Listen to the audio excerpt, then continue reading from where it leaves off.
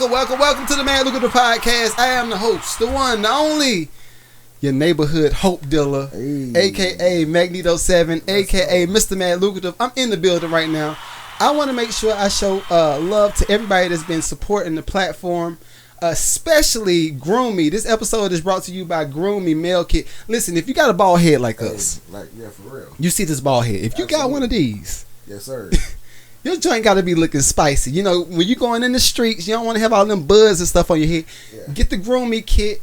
I'm going to give y'all the link below so y'all can get a little discount for being a Mad Lucrative listener. Absolutely. But today, this is episode 101. Episode 101. Today, this dude right here, let me give y'all a little backstory. So when I first started the platform, my wife actually told me about you first. Right. She said, yo, if you get anybody on the podcast, anybody that's really been out here in these streets and actually done the work, right, you need to get Joe on. I was like, who is that? She was like, I'm gonna send you all this stuff.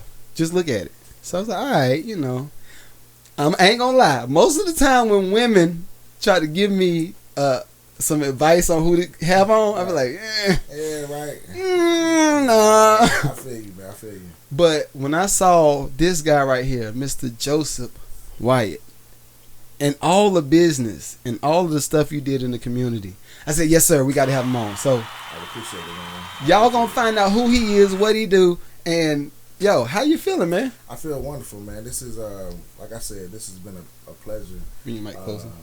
It's definitely been a pleasure. This is new, you know. Let me turn my mic on, you know. I don't get mic'd up. I try to stay behind the scenes and, you know, really get to it. Mm-hmm. But I'm glad to be here. I'm glad to be having this conversation.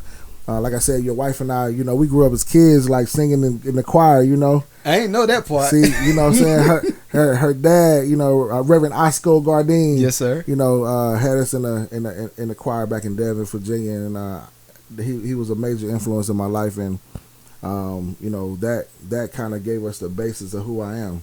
Okay. You know, my family was, you know, really raised in the church. You know, that deep South Virginia. Okay. You know, High Point, that North Carolina, Virginia. I've spent half of my life in both places, so that's why I get a lot of upbringing and, you know, a lot of source of my inspiration to do things and to really, you know, pour into the community, because there's so many people that do that. Right. Especially from, you know, I'm 41 years old. And, okay. Young 41. Yeah, young 41 is the new 21. Absolutely, man. I'm with it. You know what I'm saying? I look good too. Like, I'm not even tripping. But, you know, I definitely am, you know, humbled to be here. I love seeing what you're doing. Appreciate it. You know, my thing is, you know, just being able to connect with different energies. Right. You know what I'm saying? That's the most important part. If you are, even if you're not where you are, where you want to be right at the time, it is not about where you want to be, because a lot of times where we want to be is seen. Right. Right. Right. You know, I'm into getting the paper. You know what I mean? I'm with you. So 100%. So like, you know, the accolades of people telling you like, yo, man, you doing a good job, or you did that, makes us feel good. Right. You know, and I'm having to learn what makes me feel better. You know what I'm saying? What makes me feel better is getting that paper and really getting to it. And then, you know, later on people will understand, like, man, dang, he was really getting it, like really doing it. Right. Like, and then we can have those conversations later. Man, that's old man conversations, baby. that's cigar conversation. It is. You know what I'm saying? You know, so you know, that's what's up, man. So tell me this. I know, so give me a little backstory, right? If y'all didn't know, he owns a business. Well, y'all partner, or is it all yours now? Well, so I grew up. My father was the director of operations for a pretty big seafood chain called Libby Hill, and that's really our background. I did not know that. Absolutely, man. And then you know, he became the franchisee of two restaurants. Two of those Libby Hills. So our seafood is the background. I did not know that. They used to call me a fish baby back in the day, you know, because we used to just be around it all the time. Okay. And so that's kind of where we started. You know, 2008 hit. You know, the commodities was, you know, up and down. So, you know, we got out of that business, and my father and his partner started a company called Sid Wills. Okay. And it was really like catering. Like catering parties, or like catering everything. They catered weddings. They catered, Greek organization breakfasts and brunches and stuff like that. Okay. And then they moved into a real small cafe. At the time, I had really been in corporate America working with, some bigger, brands. I started off, when I graduated, college, I started working at Firestone. Really? Yes, sir. I was moving tires. You know what I'm saying? Like in sales or like just in sales. I was the manager of tire sales, man. That sounds wow. crazy, right? Okay. So I'm fresh out of school. It's 2007. The economy is crazy. So, we just grinding, right? So I took the position, moved to Richmond, Virginia. That's where I met my wife in Firestone. You know what I'm saying? Okay. So that was that. Now hold on, I gotta add to it. So you still married to the same wife? Absolutely. Okay. All right. Yeah, so y'all know you could be successful. Yeah. And be with the same woman. Absolutely, man. But that's a. I mean, those are ups and downs to that, and we're gonna dig into that here pretty soon. But from that point on, I moved my. I did a really big deal, with CarMax. And from Firestone, and as a kid, I was always thinking big. So, I took that deal. I actually went over to CarMax and started writing down the cars they had and the tire sizes they had. So I was like, you know what? They the biggest purchaser of used cars, and they put fresh tires on all their cars. CarMax does. CarMax does. I did not know that. Right. So when I, as a tire person, I was like, man, you know what? Like, I need to hook up with them. Right. So, of course, went over there, landed a deal. Now they use that model for all of their CarMaxes across the nation. Firestone has created a partnership with CarMax. But let me tell you this. They will never admit to you that that's how it started. No. And that was crazy because I was like, okay, dang, I didn't get any of that money. I got a little bit of it, but I ain't get any of that money. So, that's what it was. What I did was I did catch the attention of the people at Circuit City. I don't know y'all about Circuit City. I remember Circuit City. Circuit City. I was there 2 years before it actually went down. And I started working in corporate sales, and then I moved myself into a merchandise analyst role, which allowed me to really understand how business was done in the background. Okay. So how when you are a brand that's not as big, I worked in software. Okay. So we had our big software clients like Symantec, Microsoft. Okay. They paid the bills. But then I also saw smaller companies, smaller games that wanted to come in and get their games distributed. Right. You know what I'm saying? So I was like, dang, they really coming in here. Now, were they getting deals? Were they able to get any? Some of them were getting deals. Okay. So it allowed me to really see, dang, okay, they are putting their package together. They're coming in. They got everything together. Mm-hmm. They're doing what they need to do. Mm-hmm. We are accepting them. We put them in certain places, and they're growing their brand. And I was like, okay, that's cool. Okay, so 2 years later, Circuit City goes out of business, but you know what though? As a young kid, I'm thinking that I'm going through the struggle because I'm like, dang, every time I get to the next level, something happens and I get the market and the market changes. So it's 2008, y'all. And y'all think that this is y'all thinking that this what is it called? This economic portion, this recession that we in right now is bad. Nah, 2008. It was terrible. This was the first time that we had seen companies it wasn't Bed Bath and Beyond, but it was Linens and Things, all them companies. Circuit City, they went out of business. They was done. The ironic thing is when it was, I think that was 08, 07, 09 even a little bit for me. I was working in enterprise in sales. Right. And I was looking at everything okay, I'm paying attention to the type of people that's renting on a consistent basis. Most of the people that was renting, unfortunately, if it was black, it was dope boys. Right. Who had the neighborhood studio? Me. So everybody be like, yo, I'm gonna come to the studio and we gonna make it like a package deal. Right. So I hooked them up because most of the time they had bad credit. Right. So I showed them how to run the play. I said, go ahead and get your prepaid, whatever. But take care of the car. If you take care of it, I can't help you. It's on you. Right. So I noticed it was them, and then it was our corporate clients, like the Wackovias, or the Best Buy type of people, or the Circuit City people. Right. The Circuit City people were literally right down the street, and I knew that we were in trouble when all of them started not going on these trips. They cut them out. You know, they was like, man, no more trip, no more travel. Yeah, it was none of that. Yeah, I was like, yo, and they counted because it was literally like our store was probably about 3 miles away from the corporate office. Right. Man, when they came up, and I was just like, oh, it's over. I saw them put the, y'all know business about to go out of business when you see the 80% off. Yes. All the little closeout signs start coming. You like the little yellow signs. Absolutely. I said, all right, it's over. Hey, listen, I knew it was bad when Hillary Clinton came to our corporate headquarters and begged us not to close the store down.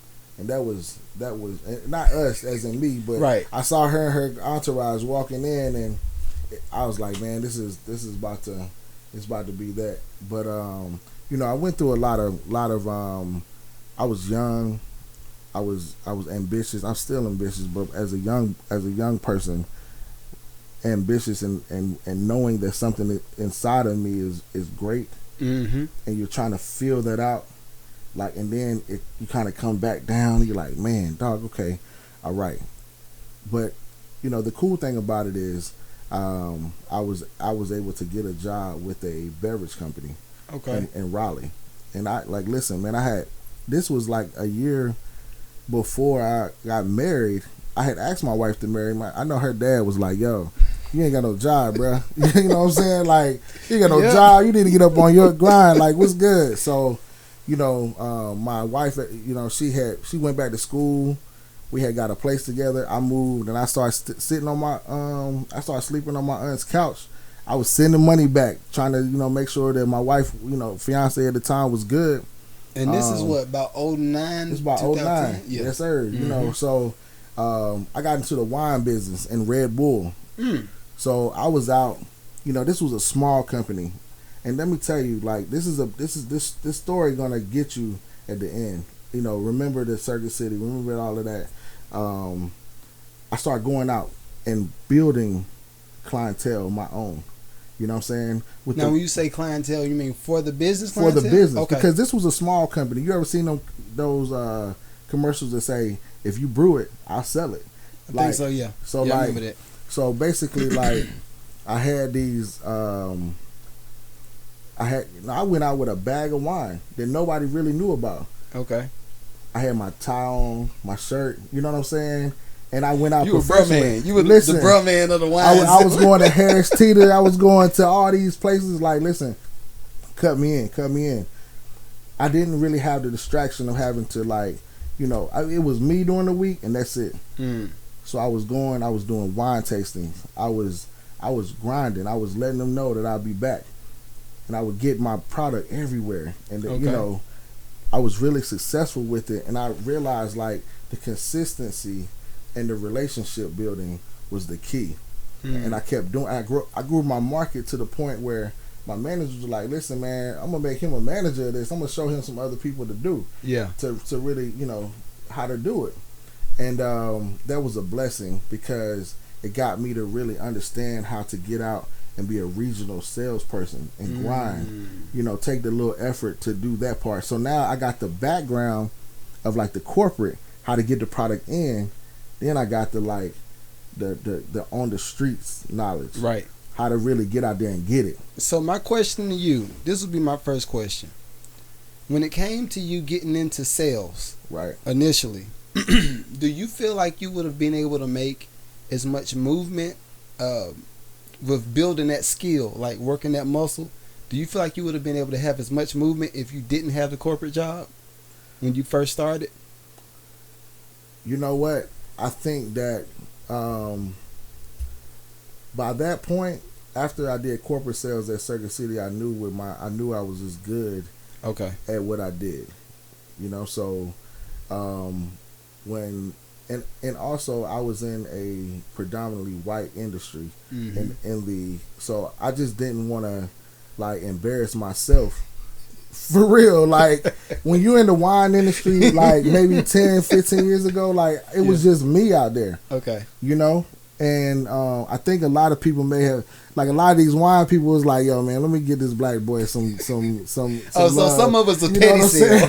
Like, it was a petty sale. So, right. So, but you know why I took it, man? I took it and I did exactly what I told them I was going to do. I would go out and I would taste people on their wine.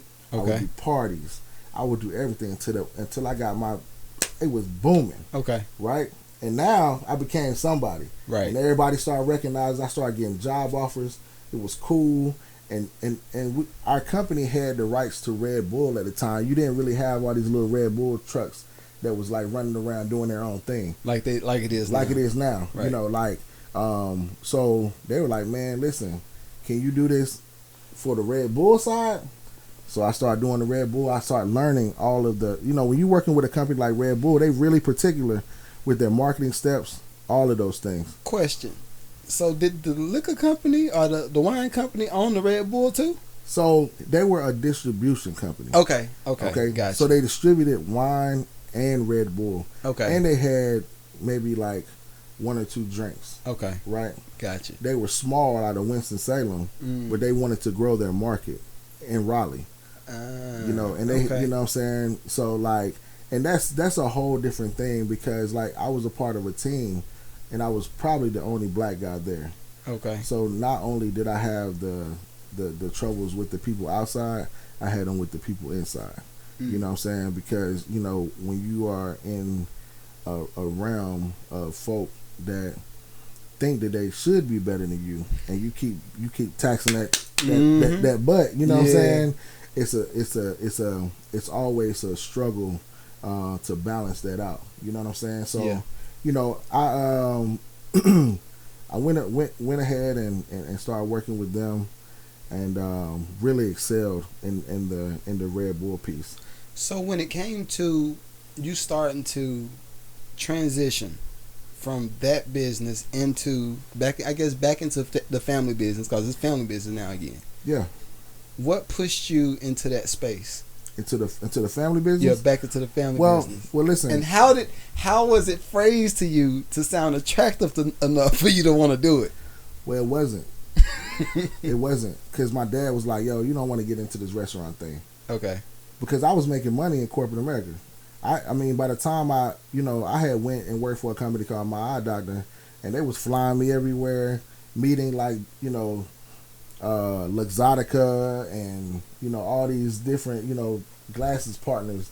At the time, I had got really good at it. Okay. But what I knew was always a dead end, because it was like, you ever been too good at something? And some people out there are going to realize this, like, they're going to really feel me on this. Like, if you get too good at something, like, they want to keep you in a place that you're in. Yep. And for me, like, I knew what was inside of me was, like, needed to grow. You know what I'm saying? Yes, I do. So it was like, this ain't really where it's at. And when I tell you that when I went over to work with my father and his partner at Sid Wills, it was like a little small hole in the wall. So I went from corporate working here, and then I took a pay cut too. But you know what though? So were you married by then? Oh yeah, I was married. I was married with kids. You know what I'm saying? Like, I was married with kids. Like, but I'm gonna tell you this, and then we're gonna jump. Please unpack that. Yo, we're gonna jump into some real faith based stuff real quick, y'all. What up, Eric? Hey yo, what up, Eric? they coming. So, this is how you follow your heart. And when people be like, man, people always just be like, listen, you do what you love to do. And people will be like, Joe, you're going to be something big one day, right? Right. They'll tell you this, but you don't even know what that really means. Okay. Right? What does that mean? What, really big? When they're telling you, when somebody sees something in you that you haven't yet seen in yourself, right? And you're like, man, okay, I know it's coming. I know that God has something that's for me. You know what I'm saying? And we're gonna jump. We're gonna get into this. So look, I quit my job. I started working at before you go there. When you quit your job, how much would you make in a roundabout? Oh God, I was almost. I mean, at least 6 figures and up. Yeah. Okay. And then I and went. You quit to go to make what? About 35, 40. You know what I'm saying? But okay, look though. Hey. So, but it was cool because I was always good with my money. Okay. And money really didn't make me like that. You know what I'm saying? It was all good, right? And then I had some money coming in. Okay. This for all y'all entrepreneurs, yo, they got like girlfriends and wives and husbands or whatever. They will believe in you, right? But you gotta continue to. It don't matter where you start. You gotta stay focused in your dream, and you gotta continue to make some money. You know what I'm saying? I think that sometimes when people be like trying to like go off and do their thing or quit something, you cut off the supply. You cut off supply, any supply. Like, see, I'm gonna hustle regardless because I go do this and go do something else too. Yep. So, you know, I got there, started working with my dad and his partner. It was cool. And listen, y'all, when I'm about to tell y'all some personal stuff that it probably would rock somebody wrong, but it's the truth. Okay. I changed some things around. You know, my father and his partner were really just, you know, they were older. Branding wasn't their thing. They just working. They were just working. Right. You know what I'm saying? So I started to brand it and make it look a little bit more, you know, refined. Okay. Our business started growing too. All right. At this time, both of them was like, okay, Joe, I remember the conversation I had when I came over. Y'all listen to this. I said, I am going to take this brand and make it so you guys can retire. Right? Okay. When the money start coming, listen. Hey, yo, I want y'all to know, when the money start coming, people start, that joint get totally different. It changed up. So we start getting busy. And I'm not saying it was because of me. My dad is a beast. Okay? Mr. Sidney is a beast. Okay?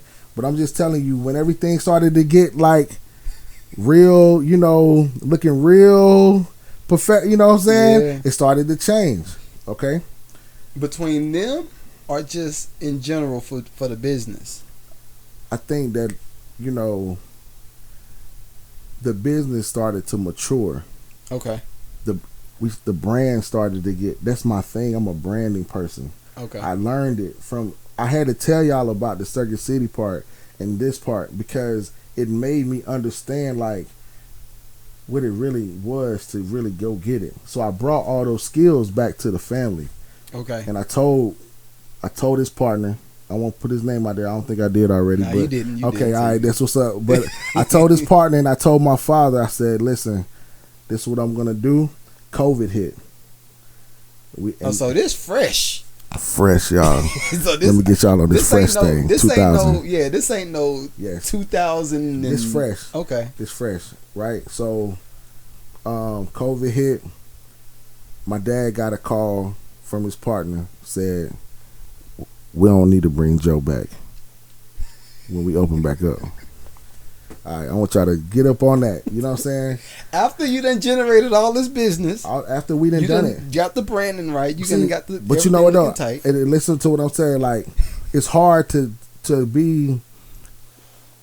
I want to pay, like, these is older cats, man, and they put the business, they put the brand in. I want, if they ever hear this, they know that they put their thing in with this business.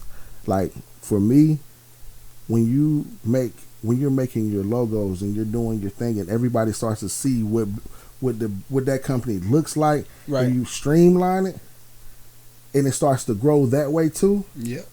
Like, you know, I won't take nothing away from them. So I'm not going to be like me. Right. They gave you the foundation. Right. You see what I'm saying? Right. but that joint started jumping though. You know what I'm saying?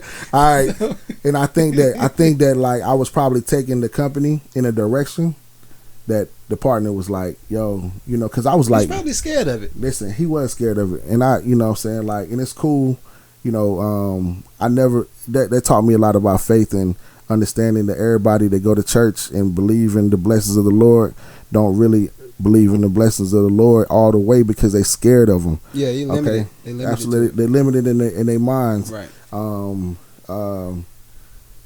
But that's another conversation for another day. but so like, you know, we had to make a decision, man. So I ain't had no job. Hey, listen. Yeah, I'm telling y'all what's up. This is my job. You know, COVID. I'm thinking we out. We're gonna get back to it. Joe can't come back, right? You see what I'm saying? Were they still working in the business? Yeah. Or okay. But see, right. They were supposed to retire. Okay. You see Okay. what I'm saying? And like I said, when that thing was, we was outdoors, you know, the line started going out the door. Mm-hmm. Right? Okay. So what am I gonna do? Now I need to backtrack because I don't think we did establish what type of business.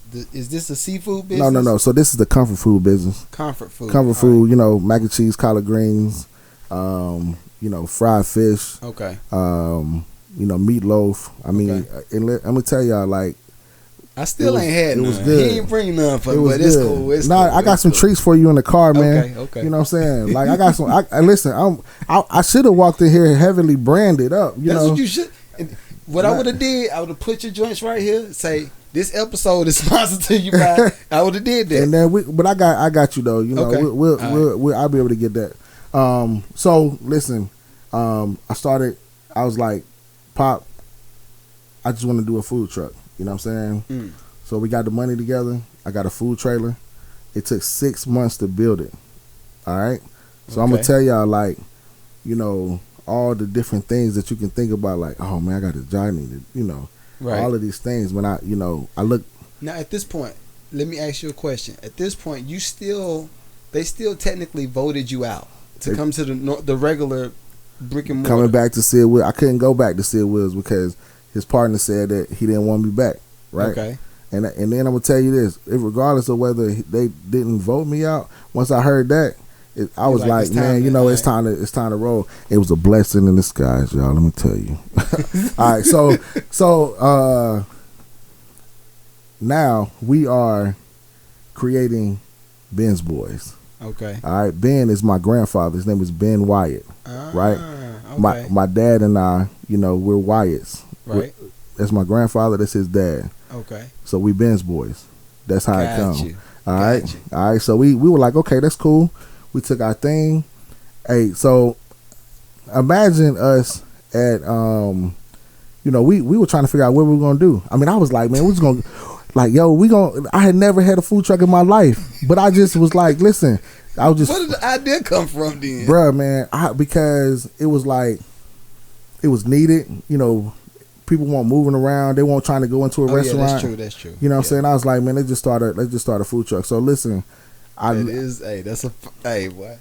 It's something about creators with the brain. Like, listen, when you see the brick wall, you like, I'm gonna use that brick wall. You know what I'm saying? So what happened was I had been trying. Let me tell y'all this. If y'all know anything about Friendly Shopping Center, Greensboro. Okay. So listen, it's kind of like your whatever your best neighborhood is, whatever your best shopping center is in your city, that is where it's at. So like down here be Alpharetta. So like so not Buckhead no more. Not Buckhead no more. Nah. So like imagine in what's that place in Alpharetta called that got the shopping center? The Avalon. The Avalon, right? Mm-hmm. Imagine me calling the Avalon like, yo, I would love to put my food truck out there. They was like, what? You know what I'm saying? Look, so predominantly white. Predominantly white. You know, it was what it was. So let me tell you what I did. I was like, man. Did they agree? They finally agreed. How long did it take? It took me two tries to ask them. Oh, it wasn't bad. It wasn't that bad because I was like, yo, this how bougie, this how it was. I was like, yo, this Wolfgang Puck pizza place just, it's been sitting here for about 3 years. Like, let me put my food truck out of it, and I will rent it as a commissary. You know what I'm saying? Okay. And then I won't ever move it, so people will know it's consistent. And they were like, okay, let me give them a try, right? And they ain't got to pay no money to get nothing rehab. They ain't got to do none of that. No so plumbing okay. Right. So I was like, I put my food truck out there. Then I start put, for any creative that's out there, push the limit all the time. Make them tell you to put it down. You know what I'm saying? Yep. Look, I went into that place and I put Ben's Boys on every window outside of it. You know what I'm saying? So I made it look like it was a whole thing. Right. You know what I'm saying? And we started doing business, baby. Okay, so let's go back. When you decided to put the food truck in that parking lot, absolutely, you wrapped it and did all the stuff you need to do. Yep. From day one, you putting the truck on the lot, and then the time when people started to come up and patronize the business, about what was the time like to get? Man, it took. I mean, so our establishing date is like 2020. Okay. And I started getting the truck built maybe like that February. We didn't serve the first person until November 1st. Now, did the truck sit out there while y'all were doing the rehab? Or y'all got it done first and then set it out so there? we were doing things like, as the truck was finishing up, we knew that the truck had maybe 30 days left on it. Mm-hmm. We asked for 60 days on before we start paying our first bill. Okay. So 30 days in, we start going in there cleaning up because it'd been sitting there for 3 years. Okay. Right? We found a lot of things that needed to be fixed, but it was cool. And they were like, it was all good. So check this out, man. We started feeding them people at the management place. They was loving it. We built. No, you say feed. You were giving them free stuff. Absolutely. See? Give it to them. Give it to them. It always start with the free. Yeah, give it to them. And then listen, man. That's the point. I don't want you to bypass that. Yeah. Because I think what happens is a lot of the times people come up with a business idea. Right. And they have and it could be fire. Right. But then they say day one, no, you know what? I need to get paid. Dang on $500 a pop. Right.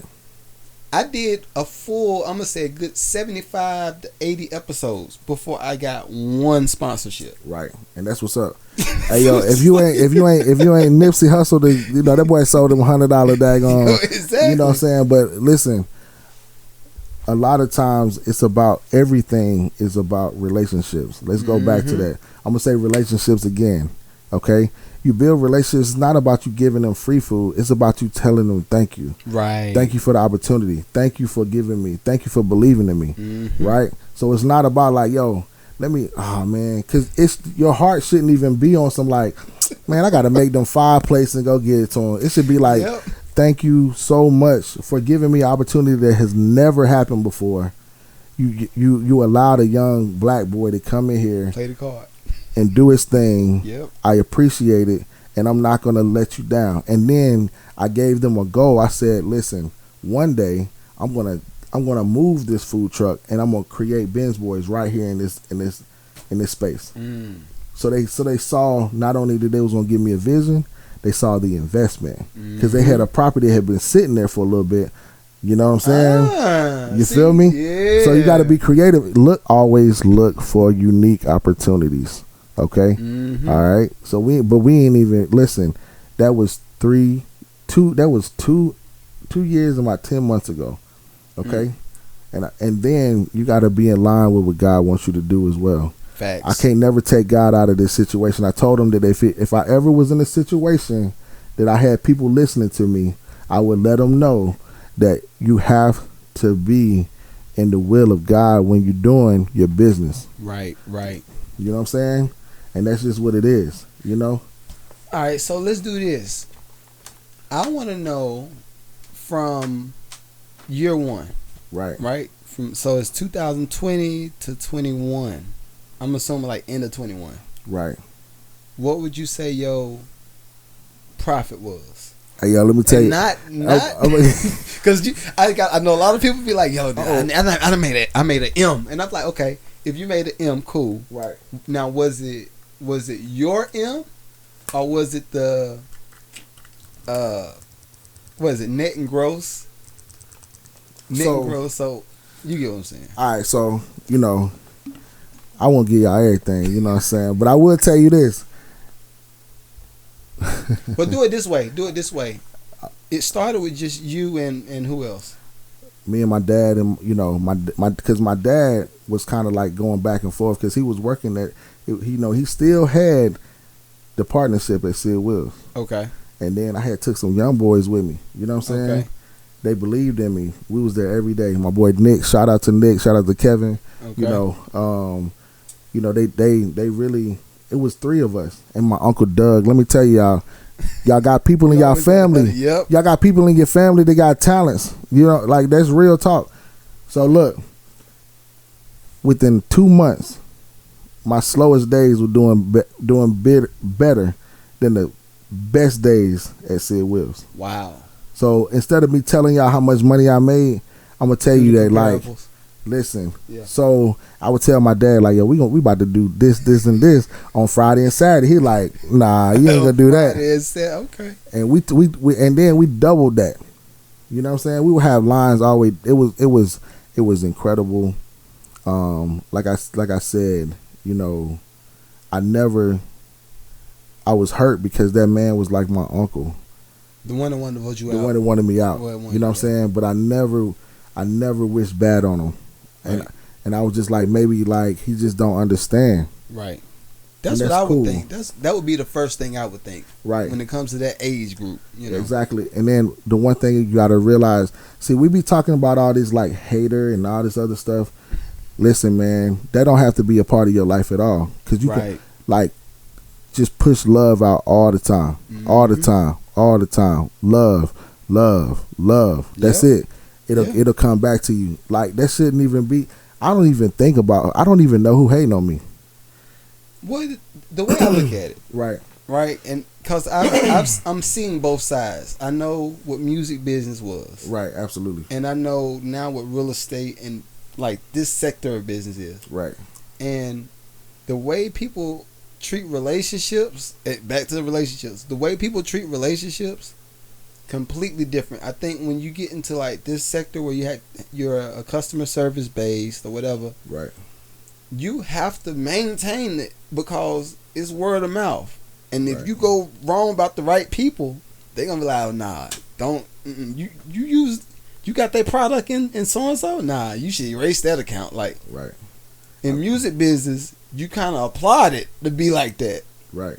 So, I think you learned early. Yeah, I mean that's what's up. I mean I think that like it hurt though. You know what I'm saying? Those things they did hurt, and I'm not saying I've always been like love, right? But I just learned fast that like I can't carry all of that hate and all of that because that's how like anxiety starts. That's how like your feelings and all those things start when you are carrying too much baggage of hate.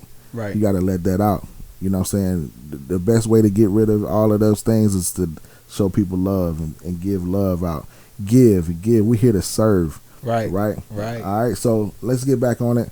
So Ben's Boys we start killing it 8 months in. It's like we start going inside the restaurant. You know what I'm saying? We in the restaurant now. Matter of fact, let me tell you how 8 months? 8 months we in the restaurant. The way it transitioned in, it got cold outside. And I was like, I told the people after, listen, because I had been feeding them, right? And they like, yo, let me tell you. So they vouching for you now. They like, they on some old like, well, Joe, listen, man, it's cold. Why don't y'all just feed them from the entrance, like it's just a takeout spot instead of doing it out of your truck, right? And these businesses are what? Not another restaurant. This is inside the old Wolfgang Puck. I'm in a big restaurant. You know what I'm saying? That's fire. My food truck is outside the front, right? And I'm serving people from inside. Right. So by the springtime, I start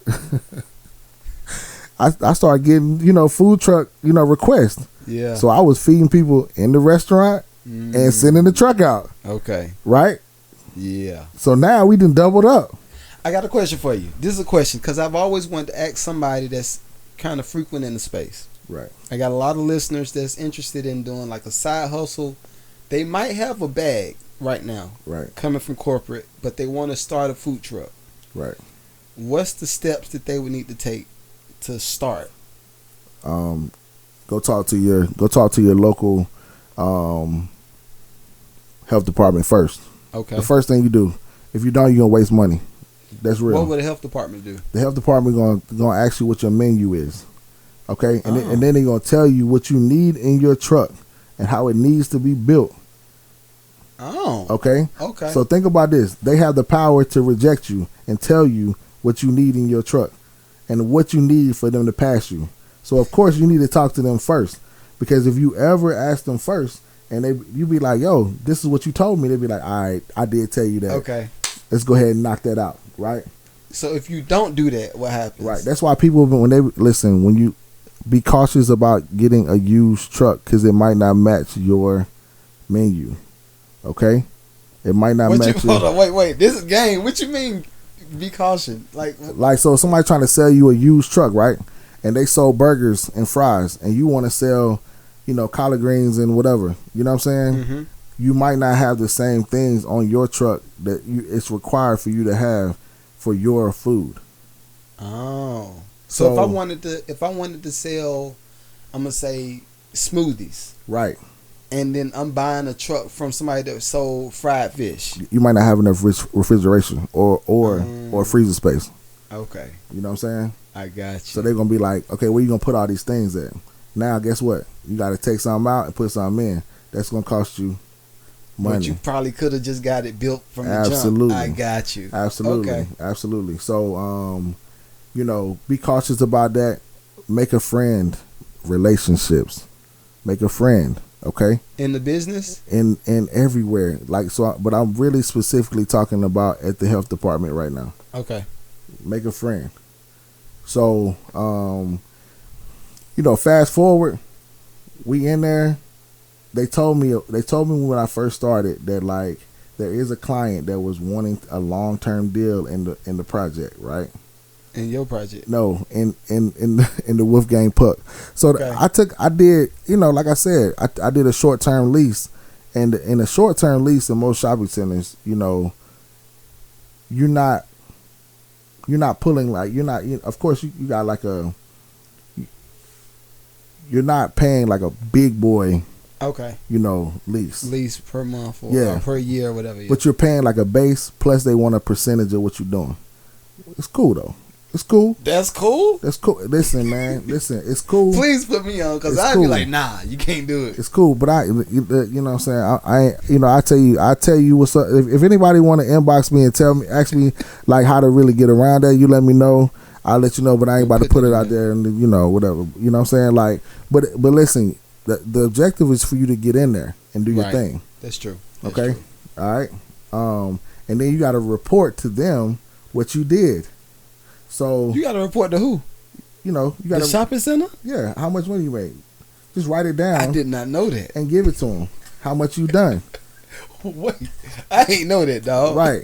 You see what I'm saying? So, but we'll talk about that later, y'all. We'll talk about that later. What I'm saying? Now, what's the point in them knowing your income? Because that's the percentage of how much So you might pay a base, whatever. Okay, so that's okay. You know what I'm saying? So when normally, and I'm asking a question, I ain't making a statement. No, I don't know. Straight. So normally, is it a thing that if you go into a shopping center, you open up a store, they're going to charge you a commission in addition to your lease? No, so that's two different things, right? Okay. So if you have a if you're not wanting to do a long-term 5-year lease in a shopping center or a 6-year or 7-year lease, they might say, okay, we can do a 3-year lease or a 2-year or year to year. Okay. And they'll make you pay like a little piece plus a percentage to get you help in. offset whatever they're going to lose. Because they know you can't afford it. You know what I'm saying? They helping you out. Okay. Right? It's like it's called a license agreement. Okay. You know what I'm saying? So you get into that. That's what you do. And that's what you do. Okay. All right. You know what I'm saying? So that's that part. It's great for people Some people that don't want to be locked in, you know, they're not going to go through your accounting. They're going to ask your accounting person to. Okay, they're not going to do that. No, they're not going to do that. They, you know, they're going to take the numbers that you gave them. That you gave it to them. So, and then that's just what it is. Hey, yo, shout out to Friendly, man. Y'all been good to me. I love y'all. Holla at your boy. Okay, so that's what we are. So now, listen. 3 months later, they seen us booming out there. We kind of made that whole side of the, you know, shopping center back thriving again. Right. Starbucks want to come in and be like, yo, we want to do a long-term lease there. So they like, dang. In your space. In my space. And they took the old building. So I'm like, okay, that's cool. Listen, man, this is why y'all got to believe in the Lord, believe in somebody, because the people that I had been feeding, that they started to love me. They wanted to see me win. So they were like, we got a restaurant space. We got 2 of them. Pick which one you want. You want this one or that one? In the same shopping center. In the same shopping center. Now, instead of me being in the corner by myself, because that's why the Wolfgang Puck didn't work, because it was behind the shopping center in the cut. But I made that joint jump. You know what I'm saying? Right now, I'm beside Cheesecake Factory. Oh. You see what I'm saying? Yeah. You feel me? Yeah. Okay. So now I'm beside Cheesecake. I got Whole Foods, Cheesecake Factory. Yeah. Bruh. Right there. You know what I'm saying? Yeah. That's exactly what okay. All in walking distance. You feel me? So now we didn't upgrade it, and guess what? I'm like, dog, I ain't got none of this equipment. You know, the people hey, yo, I don't want to. I ain't gonna say like that. Hey, listen, sometimes you got your blessings. You know what I'm saying? I don't want to throw it out of there. Yeah. But I'm gonna let y'all know out there. Listen, look for unique situations, because think about this. They were like, well, we just gonna. I mean, Starbucks don't want none of that equipment in there. Listen, okay, all right. This is 15 seconds of this real quick. This is the equipment that you were using to do. No. Listen, when I went to the Wolfgang Pucks, right? They had to lock the doors on them. Oh, okay. So everything that was in the building was still there. Every fryer, every chair, every sound system, every speaker, every plate, every fork, everything was in the building. So yeah, wow. So yeah, that's unique. Period. No, that's the Lord. So how much would you have spent? How much do you feel like you would have had to spend if you had to stock and do all that stuff for a new space? I pay taxes on it, so I ain't gonna block my blessings right now. I pay taxes on all the equipment right now. I do, but I tell you, you know what I'm saying? That's assets, asset taxes. So okay, how much does it cost to do that then? So I will tell you this. I didn't have nothing to take to the new building.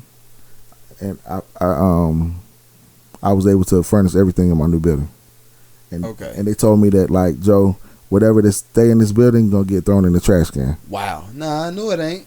No, it's not. No, hey, look, man, check this out. Like, we put low jacks on everything, bro. Look, even check this out. They had all this redone. They there was a barn that was made out of wood that was from the outside of the in the county. Yeah. And they took the barn wood and they made the walls of like shiplap type of. Yeah, absolutely. Stained it up, beautiful. We was ripping the wood off the walls. Yeah, I would have too. You know what I'm saying? Now I have a beautiful restaurant right now. You know what I'm saying? So we do our restaurant, food truck. It's right there in Friendly Shopping Center, Benz Boys. Y'all check that out. BENSBOYZ, Benz Boys. So now, this is my main part I wanted to ask about. What gave you the initiative to start getting the product in the stores? Because I've been looking at the IG. Yeah. We I've been looking. Listen, we took this. That's why I said don't put a time limit on yourself. Okay, y'all. So now this all happened. The switch, the change, everything happened within 11 months. I'm in a new restaurant in 11 months, right? Okay. My favorite restaurant in the whole world is a place called Bus Boys and Poets. It's in Washington, D.C. Bus Boys and Poets. Yeah, so it's like, dedicated to like Langston Hughes. But it's not black owned though, you know what I'm saying? Okay. But it's got like a bookstore and some other cool stuff, you know what I'm saying? But he a dope dude though. Okay. It's an Indian cat that own it, but he's a, you know what I'm saying, right? They love our culture, right? But so I was like, yo, you know what? Like, I like that idea. I called him and I asked him, can I bring a bus boys? He was like, nah, but I'll show you how to do it. Okay. So he kind of showed me a little bit. So I you listen. So now I got the bookstore in my joint. You know what I'm saying? Mm-hmm. We're about to have live entertainment, all of those things. You know, spoken word. Right. It's a black cultural, melting pot. And this is the spot in Greensboro. Absolutely, in Friendly Shopping Center. Let me give them a background. They don't know. All right, so I'm a Aggie. Right. I went to A&T. Yeah. Right. No, I can't say went. I graduated from A&T because some people go and pledge and they just leave. Yeah. I graduated from A&T, and in the Friendly Shopping Center is like between A&T, UNCG. I'm a Spartan, baby. One? Okay, you're a Spartan. Yeah, I'm Spartan. And what's the other college? Bennett. Bennett. Bennett. Yep. All of these colleges is by that location. Yeah, for sure. So y'all do the math. Yeah, so we love it, man, and so I started calling up artists to do all my pictures on the wall. So everything is 100% black in there, even for the music. We want to inundate you with black culture when you walk in the door. From the smell of the food, the taste of the food, when you're hearing the music, from the visuals that you see. That's what we want to do, and we do it in a premium way. You know what I'm saying? Our culture can be presented to everyone in a premium way. Right. So we don't smack the black at you when you first come in, but like, you know what I'm saying? But like when you walk in, you know that you're like, you start to see like fine art, all of these things, you know what I'm saying? Because it fits where it's, you know what I'm saying? Right. I get it. So we love it. Listen, my dad, I told y'all he was a director of operations for a company called Liberty Hill. Right. The son and I, it's like my brother. Shout out to Justin. I love him like a brother. He'll never know how much I love him. You know what I'm saying? It's one of my white brothers. Okay. You know what I'm saying? But like he believed in me because I started to. The one thing that I think Mr. The partner, right. I was about to throw his name out there. You know what I'm saying? No names. Didn't like was like the fact that I wanted to be creative. I wanted to package the seasonings and all of those things. You know what I'm saying? So we created our own stuff. You know what I mean? When we got the Benz Boys, so I packaged the lemonade. Mama Ella's lemonade. My sister, shout out to my sister. She loved me. I love her too. Like Miss Katina, they got together. They got a formula. We made a banging lemonade that's viral right now. It's all over Food Lions. I got them in colleges up and down the East Coast, but we'll get back to that. But Justin believed in me. He introduced me to a guy from Aladdin Foods. Okay. Aladdin is a food service company, and I'm like the most ambitious person you ever meet. So I told him like, listen, we can do it. Like if you let me in your colleges, I send them some seasoning and some lemonade and stuff. So Aladdin services the colleges? Aladdin. So like all of these companies, Sodexo, shout out to Sodexo, that's my new partner coming up. I love y'all. Sodexo Magic Johnson, I love y'all boys. You know what I'm saying? But we ain't gonna drop y'all on that, you know what I'm saying? shout out to them. So what I want to let y'all know is these people manage the kitchens of hospitals and colleges. You know what I'm saying? Anywhere you see, these, like you go to a place like I said, the hospital. Right. There's a management company. The hospital doesn't manage the food service. They just source it. They source it to somebody, and then that company comes in. So Aladdin has grade school, all those, boom, right? Okay, so I'm down. So like, at that point, I told like. We about changing lives at Ben's Boys. If you want to rock with us, let me know. Was that a Suge Knight? You know what I'm saying? Hey, listen, it's a Suge Knight. Listen. I told now you laughing, right? You laughing, but if Miss Katina would see this right here, she would be like, when I asked her to come work with me and be one of my managers, I asked her if she ready to come to Death Row. And, like that's real. But this the crazy thing. So she. I had a brain fart. I'm sorry. No, you good. So when I told my family, I said, listen, I'm about to get out of the restaurant. We brought a team in. Tony, he's the manager. Miss Katina, Kevin, those are my people. They run the restaurant. I told my dad, I told you I was going to, I said, yo. I would have been spicy. I ain't know what I'm saying? I would have been spicy. Right. I would have been mad. So, I told you, son. No. So I told my dad, I said, Dad, you can retire. So my dad is retired. My mom is retired. Off of Ben's Boys. I love it. You know what I'm saying? Yeah. You know, my sister, you know, I give her the, you know, she has the creative ability to do what she wants to do because I love her. You know what I'm saying? Like, and now I told everybody I'm getting into distribution. So that's, I know you mentioned it. Yes. Because when did we do an interview? This is 2001. Yeah, we did it. 2021. And I just told you about it. You told me about it. You know what I'm saying? What I wanted to do. Now, you done did it. It's about to get crazy. And I'm going to tell y'all, I'm a monster at this. Okay? That's real. You know, so I started doing distribution for Aladdin. So I'm in schools with Aladdin, I'm in schools from Bowie State all the way down to Albany State. That's South Georgia to Maryland. Okay? And all in between. So I got, you know, I made a partnership with a couple people that produce my product, you know what I'm saying? And, you know, I got warehouse space. Shout out to Justin. You know what I'm saying? Justin put me on. Okay. He, you know, that's my big brother. So what I'm hearing is this then. What I'm hearing is along the way you acquired skills to sharpen the tool. Yes. You acquired relationships. Right. You maintained the relationships. Absolutely. And didn't just like you did one deal with them as one off and I'm on to this. That's it. You maintained it throughout the years and it's carried and gotten bigger and bigger and bigger. Right. So now all the things that I did for other companies, I'm doing for myself. So listen, do what you're doing for somebody else really well because you might be doing it for yourself one day. Okay? That's good. That's real because now because when you like if you doing it mediocre, you'll never find the tricks of the trade. If you're doing it well, people start being like, yo, doing like check that out. You know what I'm saying? So now, okay, fast forward, I'm like, you know what? I don't really need nobody to help me get it off the ground. I can go deliver it myself like I was doing. Yep. Grow the market like I was doing. Yep. Right? So I'm out there. For your own business. For my own business. Yeah. Now instead of getting that wine bag, I got the seasoning bag and the lemonade bag. Right? And I've been growing it and growing it and growing it and growing it. Right? Yeah. So then, I'm telling you, like, shout out to Justin again. Let me give you my brother. So, but Justin must got some bread. Like, so we ain't gonna talk about that. You know, that's my boy. Like, listen, I hope that he knows this, that I love him so much, and I do things to impress him sometimes because he believes in me.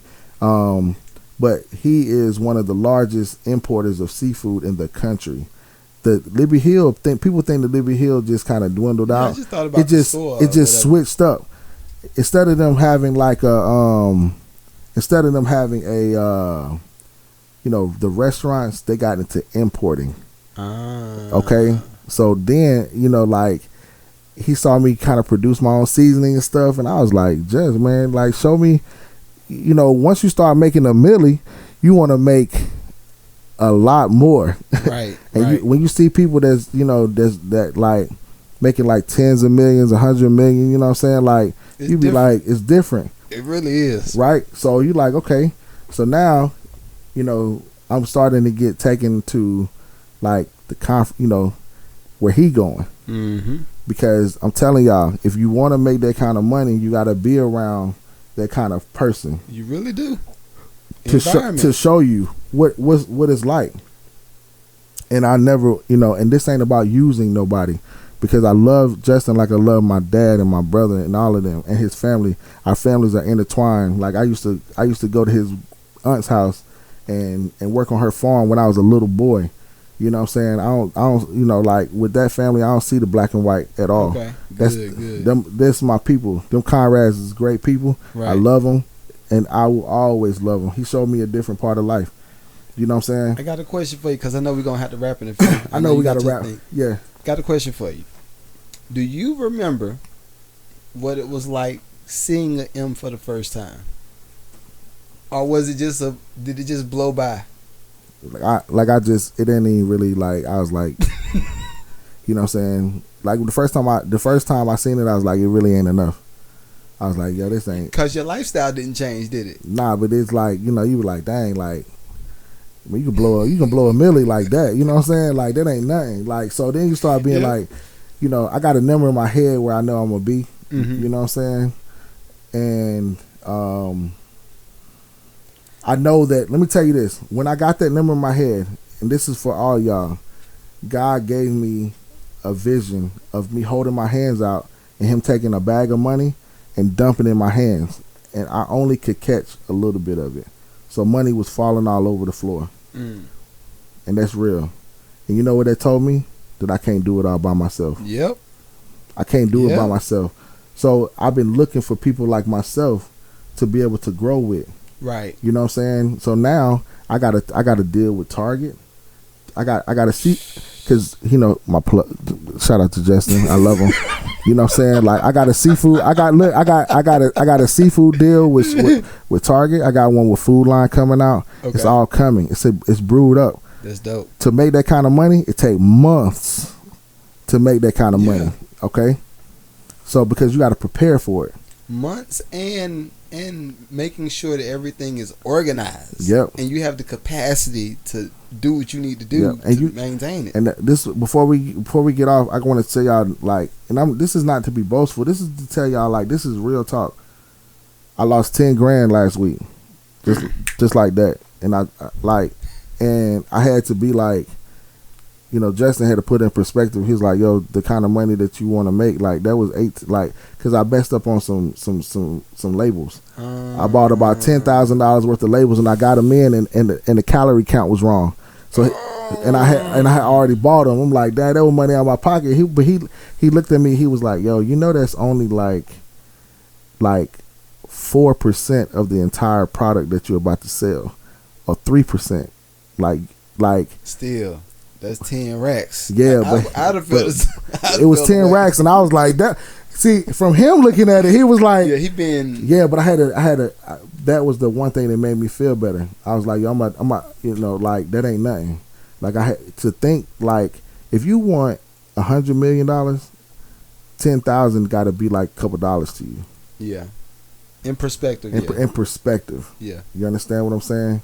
Like we as people, we always think about the money that we want to make, but the situations come with the money all the time. Your lifestyle, if you know, like if you got a $5,000 mortgage, if you have a $500 mortgage and you want $1 million house, you have to realize, you have to know what it feels like to have a $3,500 mortgage. Yeah.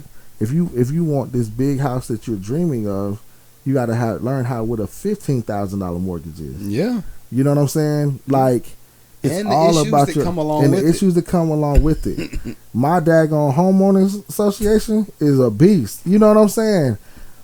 Right. That's why I put this right here. Right. I put this right here for that reason. Like I have zero overhead. Hey yo, but let me tell y'all about this man right here, yo. I know y'all can't see it, but I see his vision and I love it. Look, I don't even live around here, but I knew I was coming to see him. You know what I'm saying? Like I got people waiting for me, and they've been buzzing me out. But I wanted to take the time because like what he doing is special. Y'all gonna see him. It's dope. I love it, and I come back every single time. I appreciate it. That's sir. real. That's real talk. I appreciate it. Absolutely, man. And we ain't even got time to get to the other stuff, but it's fine. We gonna get to it, man. You know what I'm saying? Listen, when it's good, it's good. It is. But I want to make sure before we get off, how can people support you? What's your IG? I mean, so like right now, y'all can see my growth, and y'all can see how we're growing. Go to Ben's Boys, BENS BOYZ on IG. I think I seen. So let me tell y'all, my IG got hacked, right? So I'm building a new one up because I cannot keep giving this hacker money. It's ridiculous. It's these hackers is out of control. Go to TikTok, go to Ben's Boys. And we'll put it on the bottom of the description. Yeah, we'll put it on the bottom of the description, but definitely I want y'all to just follow my journey. I'm easy to contact. I want y'all to be able to contact me if you have questions. Like, to me, it's about the give. Mm-hmm. It's about giving. I'll give as much as I can. I've had to learn about giving a lot of money away because people will continue to take advantage of that. You know what I'm saying? So, like, don't call me about no money. I'll help you make it. But, you know what I'm saying? Like, I definitely get at you with that. But continue to push love out there. Yeah. My Instagram is the Joseph Wyatt. Follow me on that. You can contact. I'm easy to find, like Dion. You know what I'm saying? I ain't hard to find. And I want to put some more add value to that, what you're saying. It's a lot of these capital investors and people that's just in the space of finance and franchising and business. You can't talk to these people. Right. You're going to talk, even if you hit their social media, you're going to talk to their manager. You're going to talk to somebody that's over something. Right. This man said, it's easy to hit me up. Yeah. Hit me. Just hit me up. So, because I know what it feel like. And if you are young or if you're older, if you're somebody that want to really get it, you ain't really trying to get at me to take advantage of me anyway. Right. And I don't really get all these people that want some people, when I hope to get that busy one day, but I don't want to be that busy. I'm already too busy. I got kids that I love to spend time with. Yeah. You know what I'm saying? Like, I know that people want to manage, they want other people to manage their stuff. And I do have a personal, somebody that does stuff with me, but I don't. I think, and this is just how I see it, right? Right. I think the further you go in the business, as far as like you got these over here, your idea of building the relationships and maintaining the relationships, right, you're gonna have to have somebody to do all of your social. Right. Just like a day to day. I will. You're right. Because even now, for me, I don't consider myself super busy. Right. But I don't know if you know, I let my 9 to 5 go. Right. Hey, shout out to that. Shout out to that. You know what I'm saying? That's big boy stuff right there. But my thing was, I had, like I said, sponsors that'll reach out. Then we got 2 shows that we're currently shooting. Right. I got another show I'm gonna tell you about. You might want to be a part of. But anyway, I got another show. I'm teaming up with a guy from Detroit, and they're coming to me to be the hub for the content. Right. So for me, for Mad Lucrative stuff, I can't do the edits no more by myself. Absolutely. I can't do all the lights and cameras and setup. Even with the IG stuff, I should have somebody commenting, responding, because what if, case in point, what if somebody was on the chat right now? Right. And they said, well, look, Joe, I like what you're doing. And I had a few people that got some bags. Yo, Joe, I like what you're doing. I got 100 million right now. I want to just partner with you on this. Right. But we doing this while they doing that. We can't do it all. Yeah, I understand. So I think at some point, I feel you. I ain't hard to find though. You know what I'm saying? At some point, it's coming though. It's coming. It's coming. No, it's coming. Listen, it's coming. I'm learning, and for y'all out there that if you go to my Instagram page and it's like popping, I'm just finding the value in it right now. Right. And that's just me being transparent with you. Like, I'm starting to see the value in Instagram and TikTok and some of these platforms. Really because of the kids. The colleges that I go to, they pumping that youthfulness back into like, yo, where your TikTok at and this and that. And I'm like, okay, then that's cool, because I've been so focused on like getting. And I ain't gonna even like giving the bag. Like I've been focused on really trying to just make sure that I was making the right steps to become a corporation. Right. Like, I hadn't even really thought about it, but that's one important thing. And listen, man, if you see my business structure, you wanna, I got restaurants, you know what I'm saying? Like, if you want to get into like franchising or something like that, if you're on the West Coast, you want to distribute some seasoning. If you're in the Midwest, you want to distribute some seasoning. You want down Texas, and you want to get into this, man. I can't get all this money on my own. Right. Y'all holler at me, and I ain't selfish. See, the thing about it is, like, I ain't gripped it like this. Like, it's for everybody. If I want to make a Billy, like, everybody need to get in here and make this money with me. To. Absolutely, man. So that's it, man. So Sir, I appreciate you. Everybody that was listening, please make sure y'all go ahead and do what y'all do. Y'all got the Mad Lucrative Cash App. Go ahead, the Mad Lucrative Network on Cash App. Absolutely. This is episode 100 in the books. Sir, thank you. Thank you very much, man. Hey, y'all be easy, man. Appreciate you. Let's get it. All right, man. Y'all be easy. All right. Peace.